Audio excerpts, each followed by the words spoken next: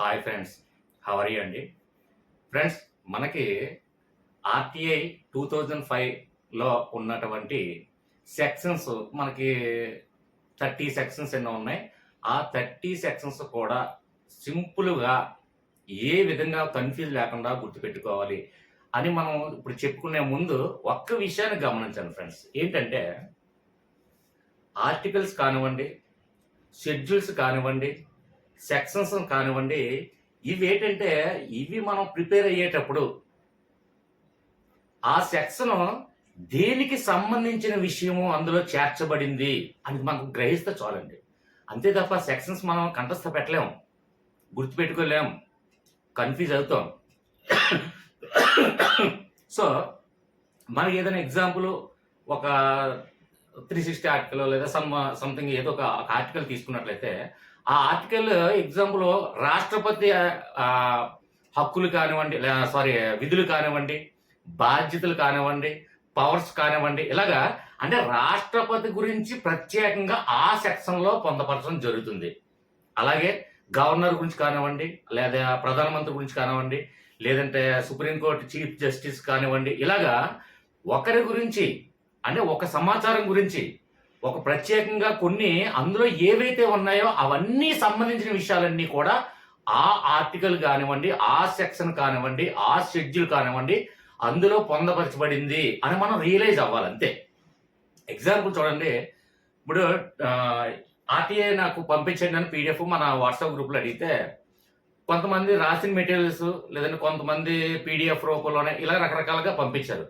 అందరూ ఒక్కరి దాంట్లో ఉన్నటువంటి సెక్షన్ ఇంకో దాంట్లో కనిపించట్లేదు. దానికి కారణం అంటే ఏంటంటే ఏం లేదండి. ఇప్పుడు ఎగ్జాంపుల్ రాష్ట్రపతి గురించి ఒక ఆర్టికల్ ఉంది.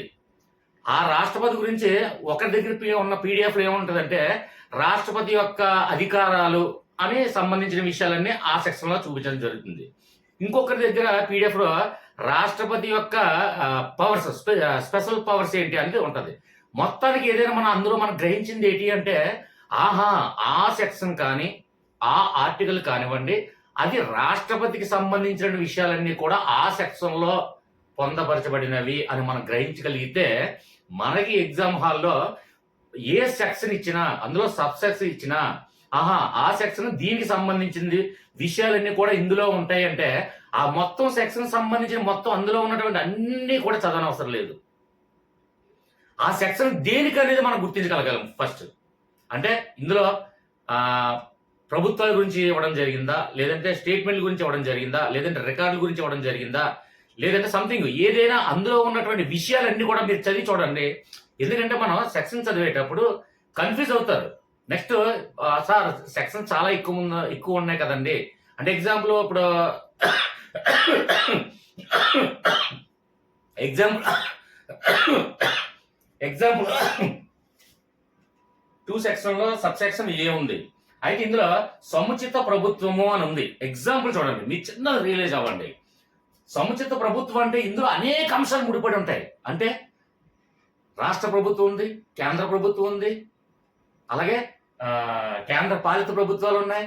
ఆ కేంద్ర పాలిత ప్రభుత్వాల నుంచి లేదంటే రాష్ట్రాల నుంచి లేదంటే ప్రభుత్వాల నుంచి అందుకుంటున్నటువంటి సంస్థలు ఉన్నాయి. అంటే ఇక్కడ టోటల్ ఏంటి సముచిత ప్రభుత్వము అని మనం ఒక చిన్నది ఈ సెక్షన్ 2 అలాగే ఇది ప్రభుత్వానికి సంబంధించిన విషయాలు, ప్రభుత్వం నుంచి వచ్చినటువంటి నిధులు కానివ్వండి, అందులో ఉన్నటువంటి సంస్థలు కానివ్వండి ఏదైతే తీసుకుంటున్నాయో అది ఈ సెక్షన్ లో ఉంటాయని మనం అర్థం చేసుకున్నట్లయితే ఇది మొత్తం అందులో ఉన్నటువంటి ఇందులో పాయింట్స్ మొత్తం తీసుకుంటే ఒక 4, 5, 6 లైన్లు పాయింట్లు ఉంటాయి. అవన్నీ అవసరం లేదు. అప్పుడు మనకి ఎగ్జామ్ హాల్లో ఏదైనా సంథింగ్ డిఫరెంట్ ఒక పదం ఇచ్చినా, ఒక నినాదం ఇచ్చినా, అందులో ఒక వాక్యం ఇచ్చినా ఇది పలానా సెక్షన్ చెంది ఉంది అని. ఎందుకంటే మనకి సెక్షన్ నంబర్ ఇస్తాడు, అలాగే అక్కడ మనకి పదం కూడా ఇస్తాడు. అంటే మనకు క్వశ్చన్ ఇస్తాడు, ఆన్సర్ కూడా మనం గుర్తించగలగాలి. అంతే. కాబట్టి మనకి మెయిన్ ఏంటంటే ఇందులో సెక్షన్ ని ఇందులో ఉన్నటువంటి ఏదైతే సమాచారం ఉందో ఆ సమాచారాన్ని లాజిక్ మ్యాజిక్ రెండు మ్యాచ్ చేయగలిగితే సెక్షన్ బట్టి అవసరం లేదు, కన్ఫ్యూజ్ లేకుండా మనం సింపుల్ గా చెప్పొచ్చు. ఎగ్జాంపుల్ చూడండి, ఇప్పుడు ఎగ్జాంపుల్ చూడండి, జమ్మూ అండ్ కాశ్మీర్ మినహాయింపు అని ఉంది. ఈ సమాచార హక్కు పొందేది జమ్మూ అండ్ కాశ్మీర్ మినహాయింపు అంటే జమ్మూకి కాశ్మీర్కి ఈ సమాచార హక్కు సంబంధించినటువంటి ఏ విషయాలైనా ఎందుకు మినహాయించడానికి ప్రతి విషయాలు కూడా ఇందులో చేర్చబడి ఉంటాయి. అది గమనించండి. ఎందుకంటే మనం ఫస్ట్ ఒక సెక్షన్ తీసుకుంటాం, ఆ సెక్షన్ లో ఉన్నటువంటి లాజిక్ తెలుసుకుంటాం, తర్వాత ఇందులో ఉన్నటువంటి మనకు ఆబ్జెక్ట్ లో ఉన్నటువంటి అందులో ఉన్నటువంటి ఏంటి సమాచారం, అది దేనికి సంబంధించిన సమాచారం. ఇప్పుడు ఎగ్జాంపుల్ ఒక అనిల్ అంబానీ సంథింగ్ ముఖేష్ అంబానీ ఏదో సంథింగ్ ఒక సెక్షన్ తీసుకున్నాం అండి. దానికి లాజిక్ ఏంటంటే ముఖేష్ అంబానీ గురించి జీవిత చరిత్ర మొత్తం అందులో ఉంటాయి. ఆ జీవిత చరిత్ర అంశాలన్నీ కూడా మనం చదవాలా? చదవనవసరం లేదు. అంటే ముఖేష్ అంబానీ తీసుకున్నంటే ధీరుభాయ్ అంబానీ కొడుకు ఇండస్ట్రీస్ అధినేత, భారతదేశంలో మనకి ఇండియాలో చూసుకుంటే ఎక్కువ మనీ ఉన్న పర్సన్, అలాగే ప్రపంచంలో కుబేరులో అతను ఒక పర్సన్, ఇలా అనేక అంశాలు ఉంటాయి. అంటే ముఖేష్ అంబానీ గురించి అనేక అంశాలన్నీ కూడా ఒక సెక్షన్ లో చేర్చడం జరుగుతుంది. ఆ విషయాన్ని గమనిస్తే మనకి ఇచ్చినటువంటి ఎంత స్టోరీ, ఈ మొత్తం సెక్షన్స్ అన్ని కూడా ఈ ఆర్టీఐ 2005 లో ఉన్నటువంటి సెక్షన్స్ అన్ని కూడా ఎంత పెద్ద లైన్లు ఉన్నా సింపుల్ గా మనం ఐడెంటిఫై చేసేయచ్చు. కానీ ఫస్ట్ ఇది సెక్షన్ తెలుసుకునే ముందు, లాజిక్స్ మ్యాజిక్ తెలుసుకునే ముందు మీరు ఒక పాయింట్ మాత్రం ఆలోచించండి. అది మీరు అర్థం చేసుకుంటేనే ఇవన్నీ ఈజీ అవుతుంది. లేదంటే అమ్మో ఒక సెక్షన్ తీసుకుంటే, ఇప్పుడు ఎగ్జాంపుల్ ఒక మేడం అన్నారు అనంతపురం నుండే వేరే మేడం, సార్ ఇది సెక్షన్స్ ఒక పీడిఎఫ్ పంపిస్తే అందులో ఒక 5-6 లైన్లు ఉన్నాయి ఒక సెక్షన్స్ కి, అవన్నీ ఎలా చదవాలి సార్, ఇవన్నీ ఎలా గుర్తుపెట్టుకోవాలి సార్ అని అడుగుతున్నారు. ఏం గుర్తుపెట్టుకుని అవసరం లేదు.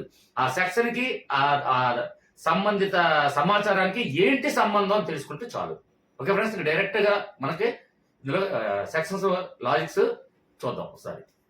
ఫ్రెండ్స్ ఇక్కడ చూడండి, ఫస్ట్ ఇందులో మనకి 30 సెక్షన్స్ ఉన్నాయి, అంటే 31 సంథింగ్ ఉన్నాయి. అయితే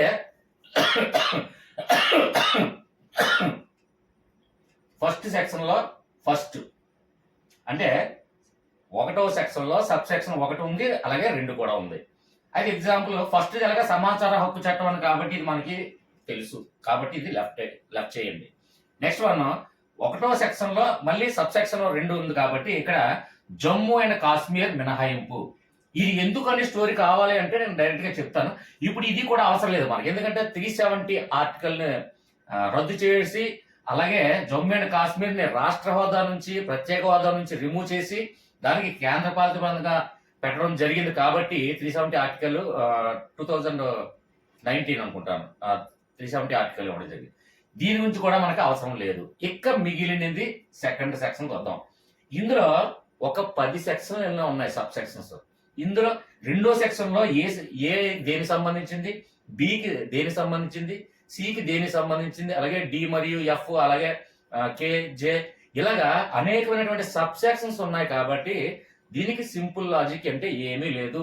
నా ప్రీవియస్ వీడియోస్ అన్ని కూడా మీరు చూస్తే మీకు ఈజీగా అర్థమవుతుంది.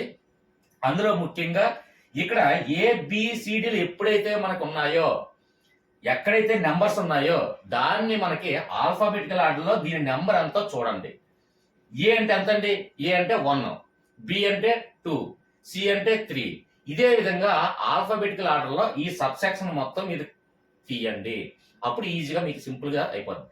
ఎందుకంటే ముఖ్యంగా ఈ 2వ సెక్షన్ లో చాలా ఇంపార్టెంట్ గా ఈ సబ్ సెక్షన్ లో అందులో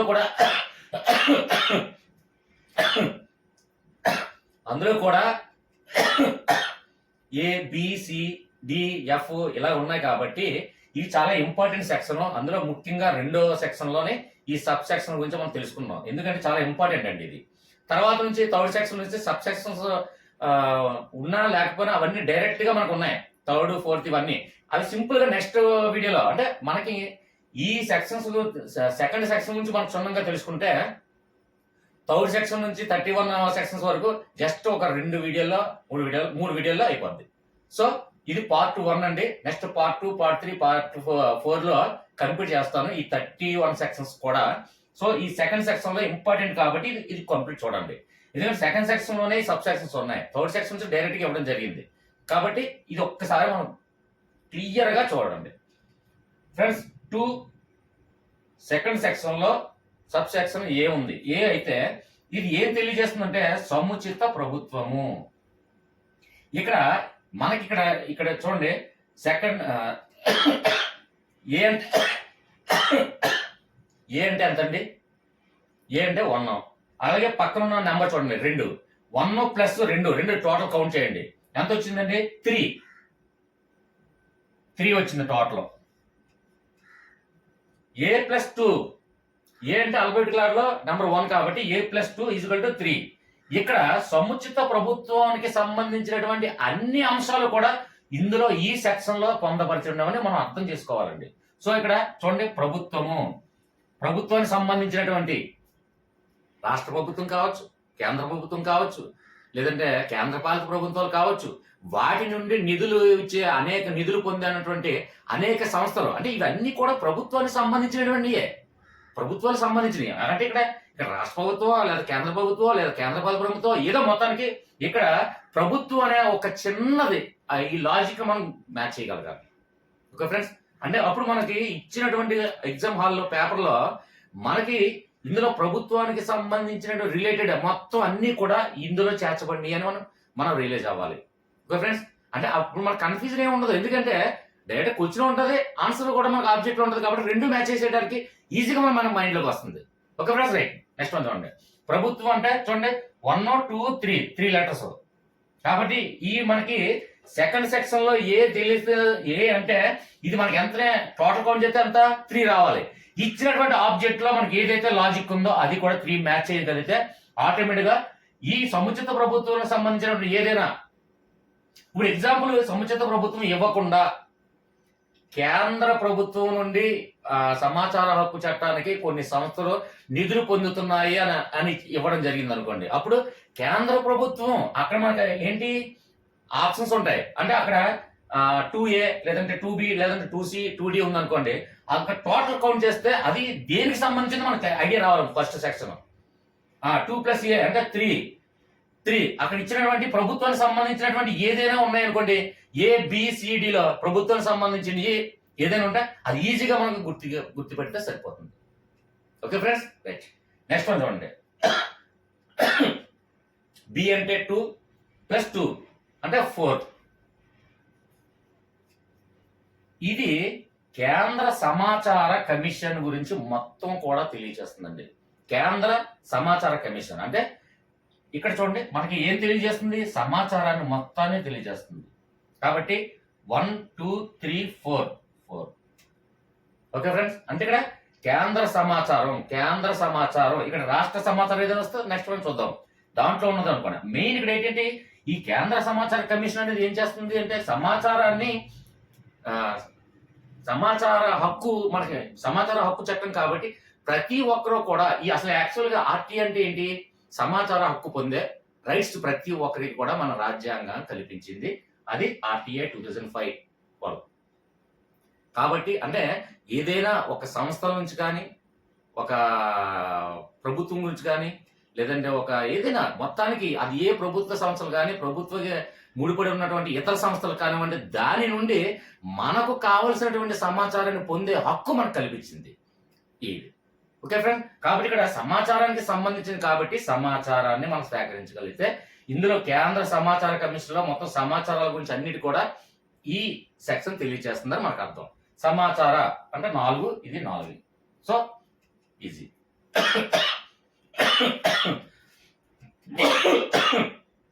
మ్యాక్సిమం ఎగ్జామ్ లో వేరే అనదర్ కాంపిటేటివ్ ఎగ్జామ్ లో అయితే వేరే మార్చి ఇవ్వడం జరుగుతుంది.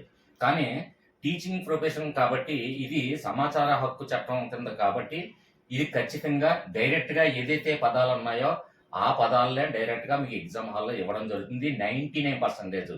1% ఒకవేళ ఈ వాక్యం కాకుండా వేరే వాక్యం మార్చి ఇచ్చినట్లయితే అప్పుడు మనం ఏం రియలైజ్ అవ్వాలంటే అప్పుడు సెక్షన్ మనం ఫాలో అవ్వాలి. సెక్షన్ టోటల్ కౌంట్ చేసుకోండి, అది దేనికి సంబంధించిన విషయమో మనం గమనించగలగాల.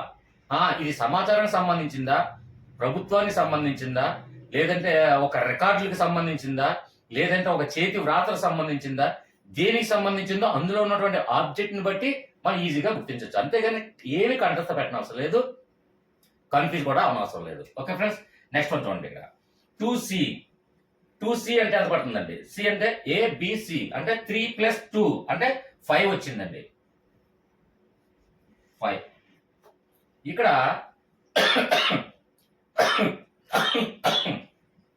కేంద్ర పౌర సమాచార అధికారి. ఇందులో మనకు అన్ని కూడా అవసరం లేదండి. ఇందులో డైరెక్ట్ గా మీకు ఇచ్చినట్లయితే సింపుల్ గా తెలిసిపోతుంది. ఇక్కడ కేంద్ర పౌర సమాచార అధికారి గురించి మొత్తం అన్ని కూడా ఈ సెక్షన్ లో తెలియపరుస్తుంది. అలాగే మనకు డైరెక్ట్ గా దీనికి డైరెక్ట్ గా ఇచ్చి ఈ సెక్షన్ గుర్తించండి అని అడగడానికి ఎక్కువ ఛాన్స్ ఉంది. ఒకవేళ డైరెక్ట్ గా ఇచ్చినట్లయితే ఇక్కడ చూడండి, మనకి ఇక్కడ ఏదైతే సార్ ఇక్కడ సమాచారం అన్నారు కదండి, ఇక్కడ కూడా అదే సమాచారం ఉంది కదండి. ఏంటంటే డిఫరెంట్ వర్డ్ ఎప్పుడు కూడా తీసుకోవాలి. పౌరుడు అంటే ఒక వ్యక్తి అనుకోండి.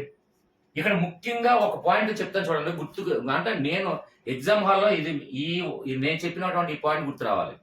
ఏదైనా ఒక ప్రభుత్వ సంస్థల నుంచి కానీ ప్రభుత్వ కార్యాలయాల నుంచి కానీ లేదంటే ఏదైనా ఒక పౌరుడు అడిగినా సరే సమాచారాన్ని కంప్లీట్ గా బాధ్యతగా సమాచారాన్ని అందివ్వడం ఈ యొక్క సెక్షన్ తెలియజేస్తుంది. అంటే ఎగ్జాంపుల్ చూడండి, ఇప్పుడు రాష్ట్ర సమాచారం కేంద్రం నుంచి సమాచారం పొందుతుంది. కొందరు వ్యక్తులు కానివ్వండి, కొన్ని కమిటీలు కానివ్వండి, కొన్ని సంస్థలు కానివ్వండి, కొన్ని వ్యవస్థలు కానివ్వండి, ఇలాగ సమాచారాన్ని పొందే హక్కు అందరికీ ఉంది. కానీ ఒక్క పౌరుడైనా ఒక్కడే కదా నీకు ఎందుకు నేను సమాచారం ఇవ్వాలి అనడానికి రైట్ లేదు. ఒక్క పౌరుడు వెళ్ళి అడిగినా ఖచ్చితంగా సమాచారాన్ని ఇవ్వాల్సిందే. ఇప్పుడు ఎగ్జాంపుల్, నేను భారతీయ పౌరసత్వం నేను పొందున్నాను కాబట్టి నేను ఒక్కడనే కాబట్టి పార్లమెంట్ లో జరుగుతున్నటువంటి ఖర్చు ఎంత, అంటే ఒక పార్లమెంట్ సమావేశానికి అయ్యే ఖర్చు ఎంత అని నేను తెలుసుకోవాలని నేను ఇష్టపడితే, నేను అడిగితే ఖచ్చితంగా ఆ సమాచారం ఒక్క పౌరుడైనా సరే ఖచ్చితంగా బాధ్యతగా ఆ సమాచారాన్ని నాకు అందివ్వాల్సిన బాధ్యత ఈ సెక్షన్ తెలియజేస్తుంది. సో పౌరుడు ఇక్కడ మనం చూసినట్టు పౌరుడు అంటే ఒక్కడు తీసుకోండి. ఒక్కడైనా ఇక్కడ ఏంటి సమాచారం 1 2 3 4. సో 1 2 3 4 5. ఇక్కడ పౌరుడు అనే దానికన్నా చూసినట్టు మనకు ఐడియా రావాలి. ఒక్క పౌరుడు అడిగినా సరే, అంటే కొన్ని వ్యవస్థలే కానీ కొన్ని సంస్థలు కానీ అడగనవసరం లేదు సమాచారం. ఎవరికైనా సరే ఒక్క పౌరుడు అడిగినా సరే ఒక పార్లమెంట్ గురించి నాకు సమాచారం కావాలి అంటే ఖచ్చితంగా ఈ సమాచారం అనేది ఒక్క పౌరుడికైనా ఇవ్వాలి. ఈ సెక్షన్ తెలియజేస్తుందని ఒక మైండ్ లో గుర్తుపెట్టుకోండి. Okay friends. సో 1 2 3 4 5 సెక్షన్ 2 లో సబ్ సెక్షన్ సి ఈ విధంగా తెలియజేస్తుంది. కాబట్టి సింపుల్ గా ఎక్కువ కన్ఫ్యూజ్ అవ్వకండి. చిన్న మైండ్ చిన్నది ఇందులో మనం కేటాయించినట్లయితే ఒక 5 సెకండ్స్ మనం ఆలోచించండి. మనకు మరీ చిన్నపిల్లలు ఏం కాదు. సో ఏ సెక్షన్ ఈ సబ్ సెక్షన్స్ దేనికి ఆలోచిస్తుంది, దేనికి సంబంధించిందని ఒక్కటే మనం గుర్తు పెట్టుకున్నట్లయితే ఈ సెక్షన్స్ ఏవి కూడా చదవకుండా కన్ఫ్యూజ్ లేకుండా మనం ఫైండ్ అవుట్ చేయొచ్చు ఎగ్జామ్ హాల్లో. ఓకే ఫ్రెండ్స్, అర్థమైందని భావిస్తున్నాను. కంటిన్యూ. 2లో సబ్ సెక్షన్ డి ఏం చెప్తుందంటే కేంద్ర ప్రధాన సమాచార కమిషన్ గురించి తెలియజేస్తుంది. మనకి ఇక్కడ 2+D కలపండి. 2+D కలిపితే 6 వచ్చింది టోటల్. మీరు కౌంట్ చేసుకోండి, ఇక్కడ డైరెక్ట్గా నేను చెప్పేస్తున్నాను.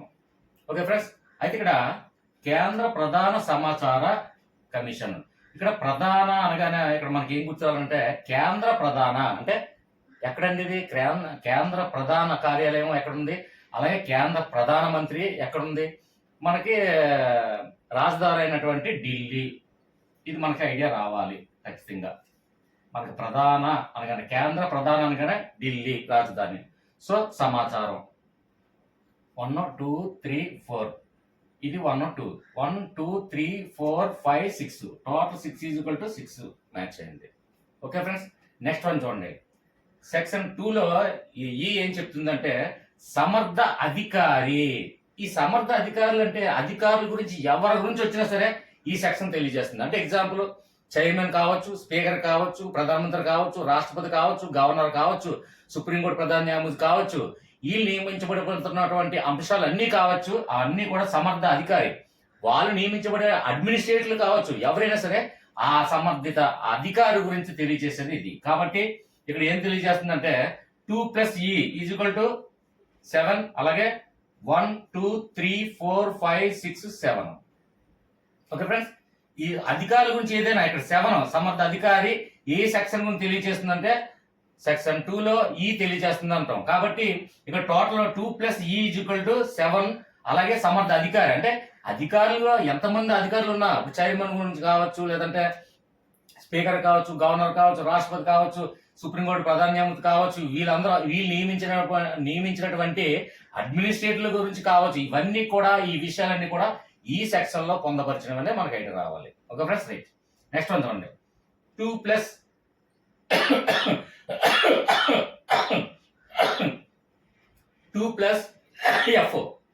కాబట్టి F అంటే 6, అంటే 2+6 = 8.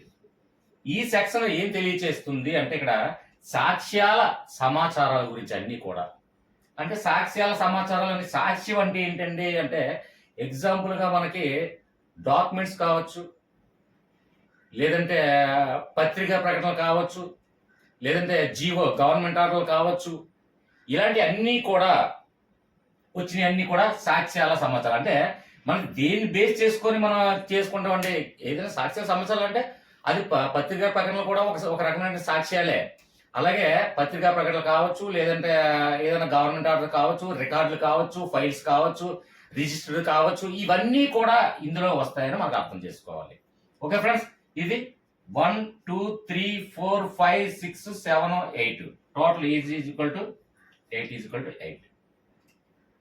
Okay friends, right. Next one చూడండి,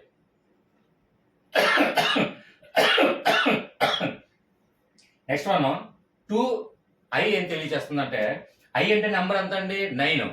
9 + 2 మళ్ళీ 11 అంటే 2a కదా, అంటే 9 రిమూవ్ చేస్తే 2a కాబట్టి ఇక్కడ టోటల్ ఎంత వచ్చిందండి, 2 వచ్చింది. ఇక్కడ వ్రాత 1 2 లెటర్స్ 2 = 2. ఈ వ్రాత అంటే మనకి ఏం గుర్తుంటే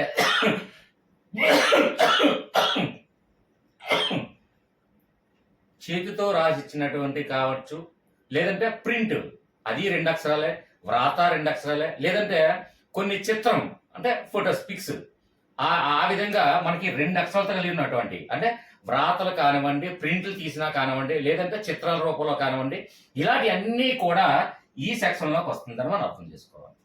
నెక్స్ట్ వన్ చూడండి, సెక్షన్ 2J ఏం చెప్తుందంటే ఇక్కడ 2+J కౌంట్ చేయండి, 3 వచ్చిందండి.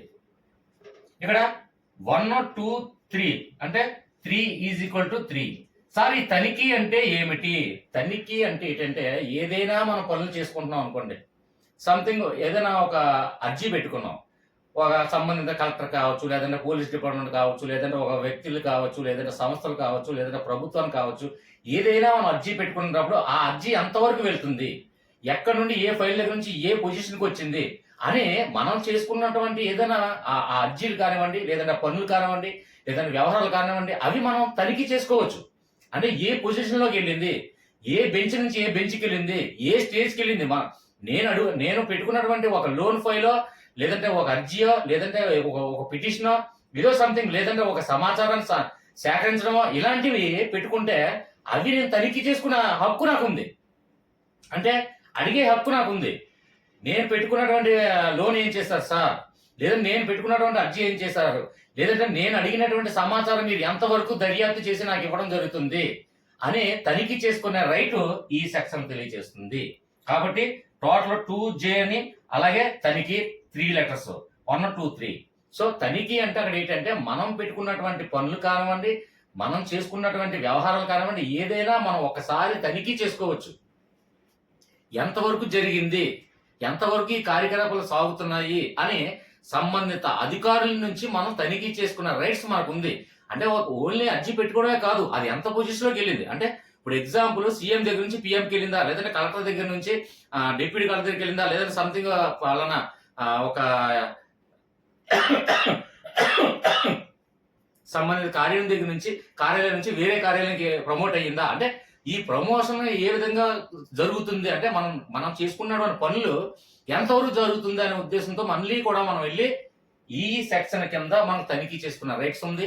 అలాగే ఆ సంబంధిత అధికారి నుండి మనం ఎంతవరకు జరుగుతుందని అన్నీ తెలుసుకునే హక్కు మనకి ఇది ఉంది. అంటే మన పని ఎంతవరకు జరిగిందో తెలుసుకోవడం, అది తనిఖీ చేసుకోవడమే. అంటే ఎంతవరకు జరుగుతుంది, లేదంటే ఎంతవరకు సమాచారాన్ని నాకు ఇవ్వడం జరుగుతుంది అని మనం చేసుకున్నటువంటి పనులు వ్యవహారాలన్నీ కూడా తనిఖీ చేసుకున్న సెక్షన్ ఈ సెక్షన్ అని తెలియజేస్తున్నా, మనకు అర్థం కావాలి. Okay friends, right, continue. Yellow ఏం తెలియజేస్తుందంటే రాష్ట్ర ప్రధాన సమాచార అధికారి. ఇక్కడ రాష్ట్ర ప్రధాన సమాచారం ఎక్కడుందండి అంటే మనకి రాజధాని ఏదైతే ఉందో ఆ రాజధాని పేరు గుర్తొస్తే చాలు అంతే. ఇక్కడ రాష్ట్ర ప్రధాన సమాచార అధికారి ఎక్కడ ఉంటారండి అంటే రాష్ట్ర రాజధాని. ప్రధానం అంటే ప్రధానం అంటే ముఖ్యమంత్రి అనుకోండి, లేదంటే రాష్ట్ర ప్రధానం అనగానే ఖచ్చితంగా రాజధాని గుర్తు రావాలి. ఇక్కడ రాజధాని చూడండి Amaravati.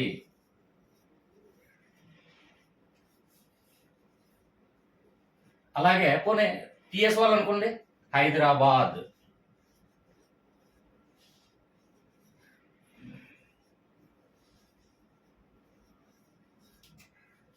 One two three four five 1 2 3 4 5 అంటే టిఎస్ వాళ్ళైనా ఏపీ వాళ్ళైనా మనకి రాజధాని గుర్తొస్తే చాలు. రాష్ట్ర ప్రధాన అనగానే మనకి రాజధాని గుర్తు రావాలి. సో అమరావతి, ఇక్కడ హైదరాబాద్. సో 5 5. అలాగే 2+L ఈ ఆల్ఫాబెటికల్ లెటర్ కూడా కౌంట్ చేసి చూడండి, ఇది 5 కూడా వస్తుంది. ఓకే ఫ్రెండ్స్, నెక్స్ట్ ఇక్కడ మనకి ఫస్ట్ సెక్షన్ అందులో ఏం లేదు, సెకండ్ సెక్షన్ లో ఈ సబ్ సెక్షన్స్ ఉన్నాయి కాబట్టి ఇవి కన్ఫ్యూజ్ అయ్యే ఆస్కారం ఉంది. అలాగే ఇవి ఇచ్చే ఎక్కువ ఆస్కారం ఉంది కాబట్టి ఇది మనం చెప్పుకున్నాం. నెక్స్ట్ నుంచి మనకి థర్డ్ సెక్షన్ నుంచి సబ్ సెక్షన్స్ ఏమీ లేకుండా డైరెక్ట్ గా థర్డ్, ఫోర్త్, ఫిఫ్త్, సిక్స్త్ అలాగే 31 సెక్షన్స్ కూడా 3 వీడియోల్లో కంప్లీట్ చేస్తాను. కంప్లీట్ చేయాలి, అది నాకు కావాలి అనుకుంటే ఖచ్చితంగా నెక్స్ట్ పార్ట్ కావాలని మీరు కామెంట్ రూపంలో తెలియచేయండి.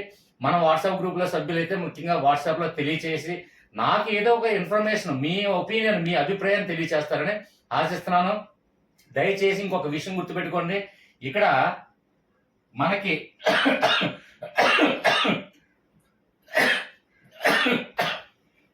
RTE right to education act కూడా ఆల్రెడీ చెప్పడం జరిగింది.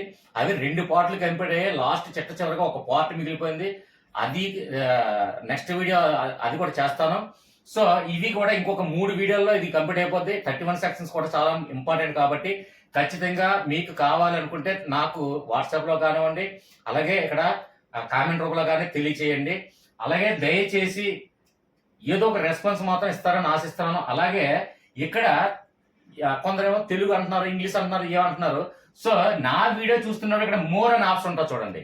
ఈ మోర్ దగ్గర క్లిక్ చేస్తే లెఫ్ట్ సైడ్ ఇక్కడ వీడియోస్ మొత్తం అంటే అది తెలుగు, ఇంగ్లీష్, మ్యాథ్స్ అన్ని సబ్జెక్టులు కూడా, పై సబ్జెక్ట్ కావచ్చు, సైకాలజీ కావచ్చు, అన్ని వీడియోస్ కూడా అందులో అప్లోడ్ చేసి ఉన్నాయి కాబట్టి అవి ఒకసారి చెక్ చేసిన తర్వాత నాకు కామెంట్ రూపంలో, అంటే అందులో మీకు కావాల్సిన వీడియో లేకపోతే ఖచ్చితంగా నాకు కామెంట్ రూపంలో తెలియచేయండి.